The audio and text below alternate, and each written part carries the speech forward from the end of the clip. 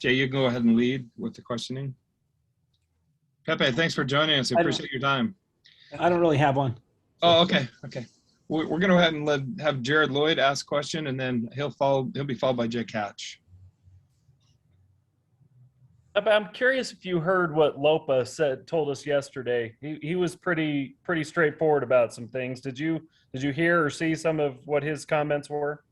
I haven't. Could you enlighten me? Yeah, so he just talked about the scheme and kind of, you guys aren't oblivious. There's a lot of fans out there who aren't necessarily sold on the defensive scheme, to put it that way. And he kind of defended it pretty forcefully and said, you guys battle on the defensive line. You battle, everybody battles and buys in and understands the roles. What does that take as far as, that buy-in and that belief in the rush 3 or the rush 4, kind of limiting the pressure and putting a lot of the pressure in coverage, putting a lot of the personnel in coverage? I think it just takes a lot of buy-in from the guys and a lot of discipline from the players, because, the way that, our philosophy is different from other defenses, but it's effective. And so, we have an assignment that might not mimic other defenses that have a different philosophy, but all of our guys have bought in and they're bought into that assignment. And so we trust, the guys in coverage, they trust us. And so it's a complementary defense, that we're trying to play. The rush and the coverage work together, and that's the goal. I can't imagine you're oblivious to some of those things that Lopa was addressing. What's it like when you see the criticisms or hear about them or social media? What's that like for you guys? Because, I don't know, it often seems like maybe they don't understand the nuances, but what's it like on your end? It can be frustrating. I try to stay away from that. I know my role, I know my assignment, and I know that I'm doing my assignment. And so I take comfort in that, and I know that what we're doing is effective. We're 6-2 so far, and so it's hard to argue with that. Yeah, Pepe, you were a linebacker at the Naval Academy, and then you came to BYU as more of a traditional linebacker. How have you enjoyed this shift? Is it the jack position that you're playing? Is that the position you're technically at? How do you like that transition? I'm loving it. I love the guys I get to work with. It's been amazing to learn from Coach Hadley, Coach Tuyaki, and a lot of the older guys like Lopa and Earl have really pulled me in and helped me in my rush techniques and helped me perfect my craft. So it's been awesome. Is the mustache for something special, or just decided to grow it? I'm just trying to grow it just to see what happens. Experimenting. I know you're married. How does the missus like it? I don't know. I should ask her. She hasn't said anything about it yet, so I'm counting that as a good sign. All right. I had one other question just with regards to that jack position. It's not a traditional defensive end, obviously. It's more of a hybrid spot, but you've been very effective off of the edge, and you said some of the guys like Lopa have helped you develop that. Did you play defensive end in the high school ranks? What is this? Is this completely new to you?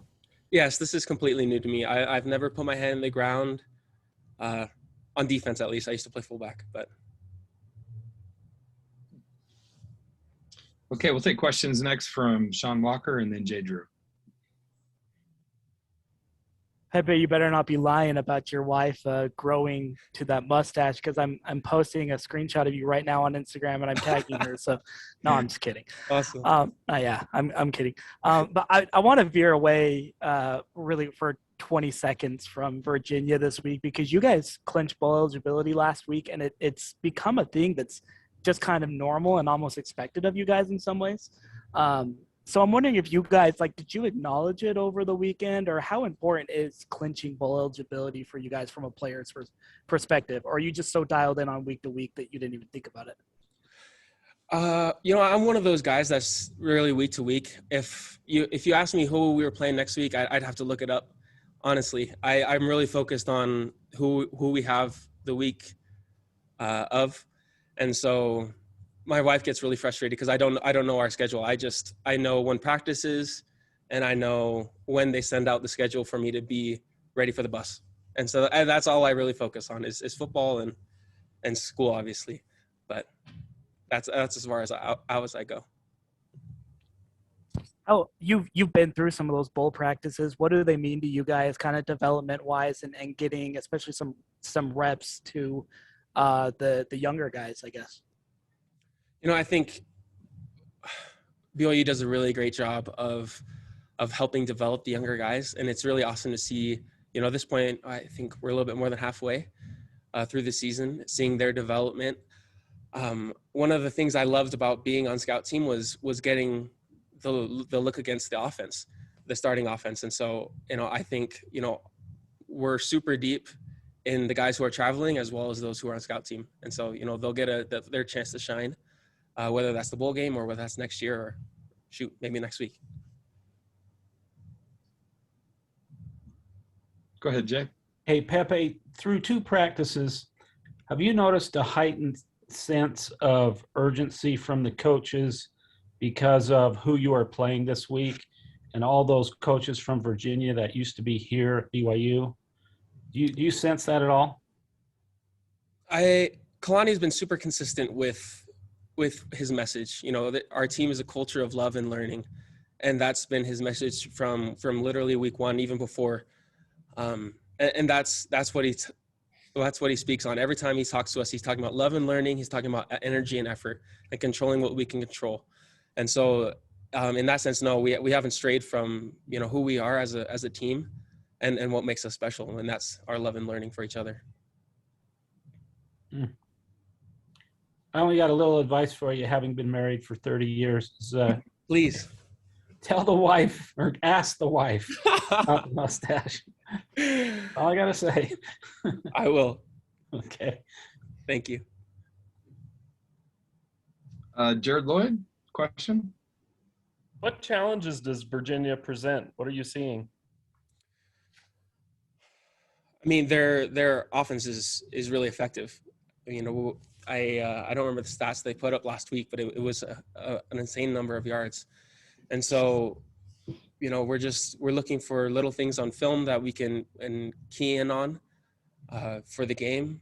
But, we're just we know that what we need to do in order to get the offense the ball and to get them in scoring position. And that's, our job as a defense, right?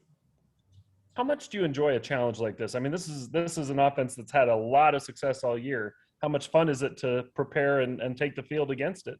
Oh, it's something you dream about as a kid. These are the games that you want to play the most.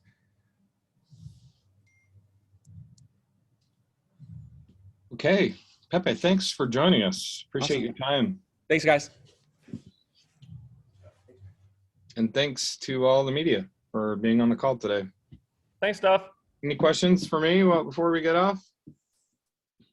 Go I Braves. would agree with Jay. You always got to check in with the